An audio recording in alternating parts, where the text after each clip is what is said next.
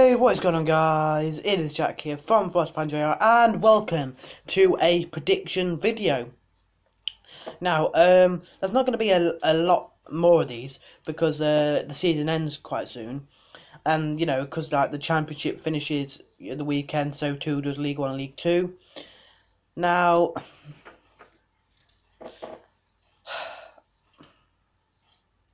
as you might be able to know, I obviously support Forest by the name forestfanjr, and Forest aren't in the best of places right now in terms of the championship. Now I'm just going to talk about this quickly before we get into the main predictions. If you don't want to hear this, then I'll put the time that I get into the predictions on the screen. But my team Forest are one goal difference, which either means they've scored one more goal or conceded one less goal than the team at the top of the relegation zone. So we're level on points with the relegation zone's top team, being Blackburn, and we could be going down if I don't even want to think about it. Like, I never associate my club with a team that are threatened with relegation in Championship.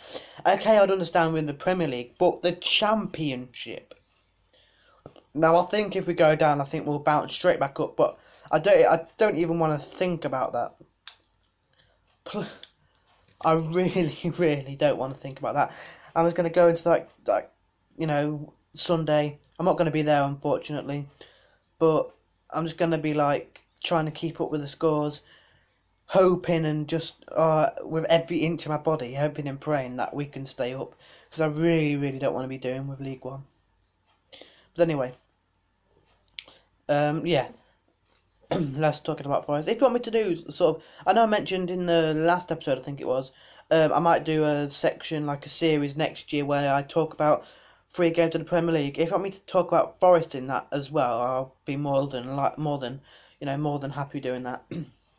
But anyway, moving on to the predictions. Southampton and Hull absolutely 2 on Southampton. It was 0-0. That was a really good point for Hull.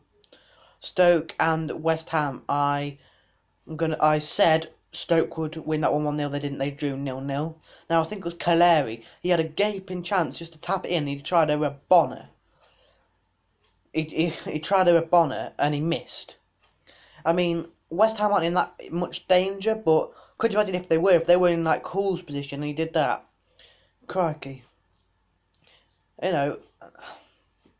Just go for the simple option and then instead of just going for the shot in front of the cameras, But yeah, West Ham are lucky that they're not down in that sort of position, and could possibly, get relegated because of that poor decision anyway. Sunderland and Bournemouth, I predicted 2-0 to Bournemouth. It was 1-0 Bournemouth. That game actually relegated Sunderland, so they'll be playing in the Championship next season.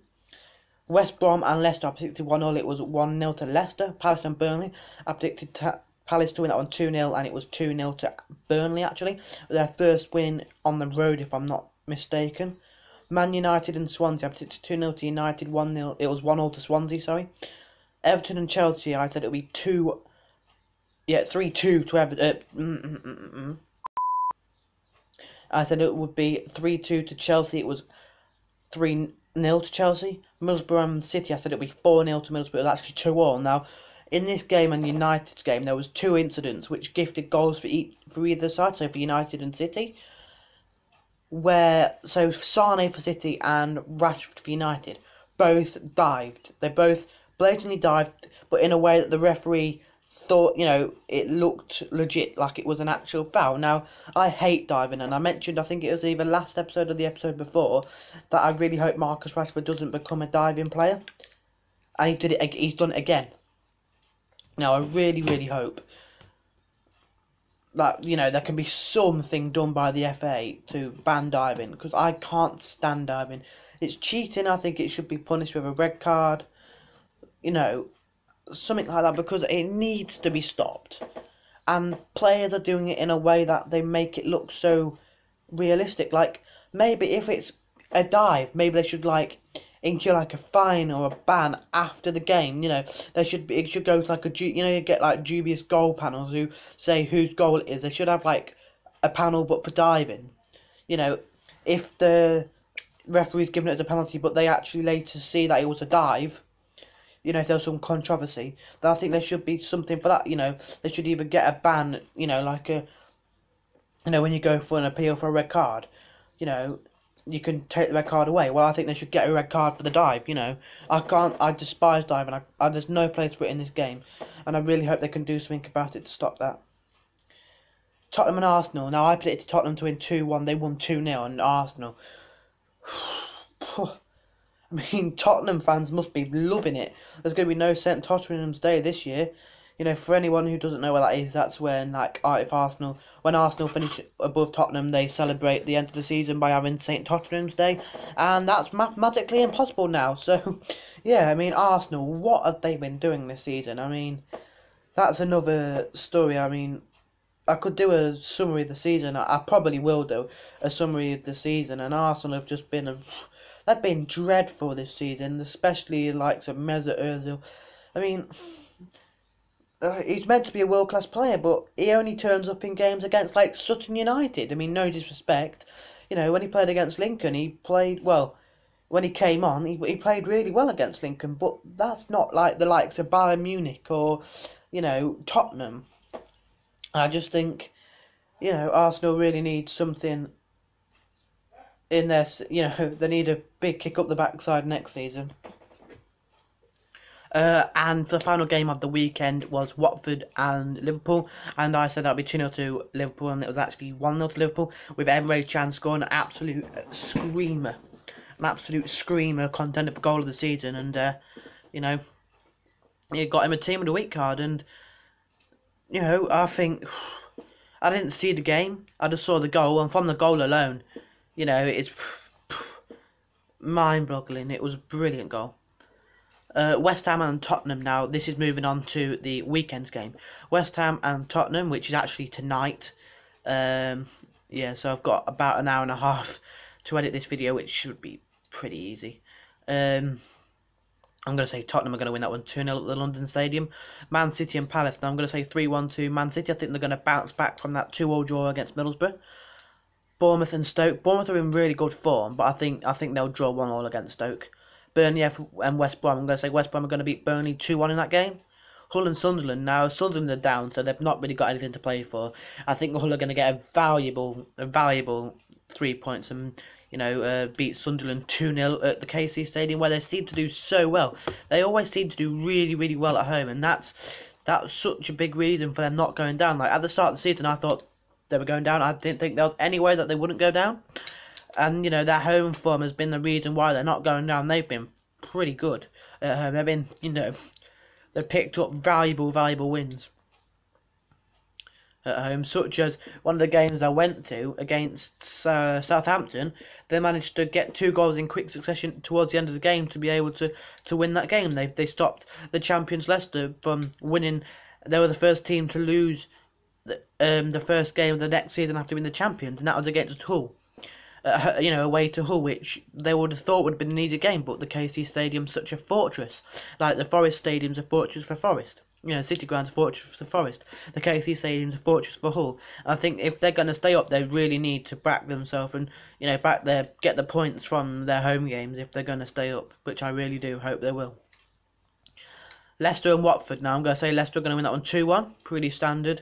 Watford have got enough points to stay up now, so I think they'll just see out the end of the season.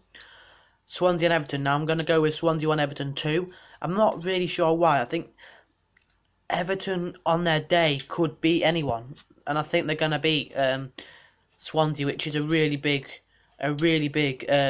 boost for Hull if they get the prediction that I think they will, and you know that could really help Hull to stay up. Liverpool and Southampton. I'm going to say 2-1 to Liverpool. I think they're going to keep their top 4 dreams alive with a 2-1 win at Anfield against Southampton. Arsenal and Man United. Now, I watched Paul Merson on Arsenal Fan TV, and he actually said something which made me think, you know, actually, I'm going to change my idea. I wasn't sure. I think maybe United would win, but United, they need to get Champions League football again. They want top 4. But I think you're saying they'll need to win every single game of the rest of the season 5-0. But they're still in the Europa League. Now, I think they'll rest their players against this game against Arsenal because it's not really a big deal for them. Because if they have their full strength side for Thursday night against Celta Vigo, they don't even need to win that game. They can pick up a draw. And they're into the final, where if they win that, then they'll get automatic Champions League football next season. So I think Arsenal will win 2-1 on that. Just on that basis that United are going to be playing a weakened side, and it's going to be easier for Arsenal to pick up the points. Chelsea and Middlesbrough, I'm going to say Chelsea 3, Middlesbrough 1. I think Chelsea are going to carry on their winning ways. And for the final game of the season, final game of this week's predictions is Southampton against Arsenal, which is a Wednesday night fixture. I'm going to predict Southampton to win that one, to draw that 1-1 with Arsenal. I think it's going to be a tight game, and I think it's going to be a 1-1 draw that both teams pick up a point, which for Arsenal they could do with the 3 points. For Southampton, it doesn't really matter. They're just they're doing pretty well this season, as standard, and I think that they will gain a point from that one. So this is brought us to the end of this episode now. Thank you a bunch for watching. If you did enjoy, a like would be much appreciated. Subscribe if you are new around here. We started losing subscribers for some reason, so I'd love it if you could support our channel and help us, as Callum said in vlog. I'm not sure what number it is. Maybe can't think of the number it is, but yeah, as he said in our latest vlog, which is on the channel if you want to go and watch it. If you want to support our channel, help us get to our sub goal, then please feel free to drop a subscription. Our Twitters are down in the description as well. A follow on those would be fantastic. Callum usually posts things about updates for the channel, things like that, along with other things. I mainly talk about football on that, so if you're interested about that, feel free to drop us a follow. And yeah, if you want to see the rest of these videos, there's a playlist in the description. Comment your predictions if you want to. And yeah, thank you for watching, and goodbye.